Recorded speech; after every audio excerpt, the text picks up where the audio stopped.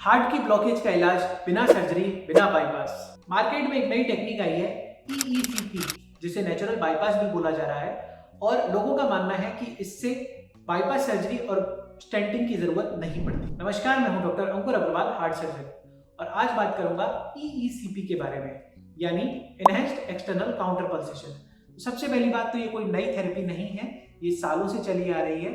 और दूसरी बात, ये बाईपास या स्टेंटिंग का रिप्लेसमेंट नहीं है। ये थेरेपी बहुत सिलेक्टेड पेशेंट्स के लिए होती है जिनमें बाईपास सर्जरी या स्टेंटिंग नहीं की जा सकती। ध्यान देने वाली बात है कि जिनमें स्टेंटिंग या बाईपास सर्जरी नहीं की जा सकती, सिर्फ उन पेशेंट्स के लिए EECP होती है, यानी जो फर्स्ट लाइन ट्रीटमेंट है वो बाईपास सर्जरी या स्टेंटिंग ही होता है। इस थेरेपी में करते क्या है? आपने बीपी कप देखा होगा, घर में जो मशीन आती है बीपी नापने की, वो हाथ पे बांधते हैं। उसी तरह का बीपी कप आता है जो पैरों पे बांध देते हैं। ये कफ इन्फ्लेट करता है और डिफ्लेट करता है। जब ये कफ इन्फ्लेट करता है तो पैरों का सारा खून दबाकर हार्ट की तरफ वापस भेजता है, जिससे हार्ट को पंपिंग में आसानी मिलती है। ये सिंगल डे प्रोसेस नहीं है, इसके करीब 35 से 40 सेशंस किए जाते हैं। तो यानी आपको रोज रोज अस्पताल जाना पड़ेगा, रोजाना लगभग 2 महीने के लिए। 1 से 1.5 घंटे का ये सेशन होता है। अब इसके फायदे क्या है?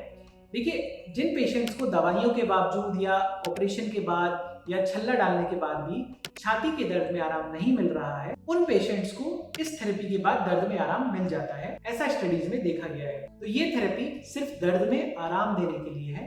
इस थेरेपी से ब्लॉकेज नहीं खुलती।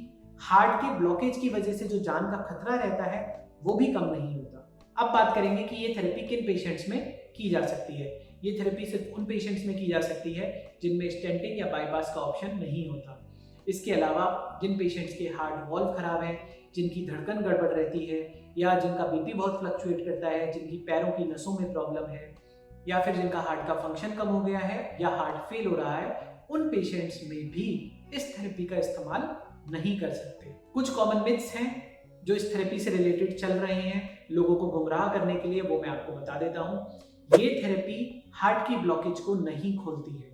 इससे सिर्फ ब्लड सर्कुलेशन इंप्रूव होता है, जिससे छाती के दर्द में आराम मिल जाता है, लेकिन ब्लॉकेज नहीं खुलती। दर्द में आराम होने के बाद भी जो हार्ट की दवाइयां हैं वो रेगुलरली चलती रहती हैं और जिंदगी भर खानी होती है। ऐसा नहीं है कि इस थेरेपी के बाद आप हार्ट की दवाइयों को बंद कर सकते हो। ये थेरेपी एंजियोप्लास्टी या बाईपास का रिप्लेसमेंट भी नहीं है और ये थेरेपी हर किसी के लिए नहीं होती। लास्ट में मैं लोगों को एक सिंपल सी एडवाइस देना चाहता हूँ कि ये कोई नई टेक्निक नहीं है, ये सालों से चली आ रही है, बट पॉपुलर इसलिए ही नहीं हुई क्योंकि ये बाईपास और स्टेंटिंग को रिप्लेस नहीं करती।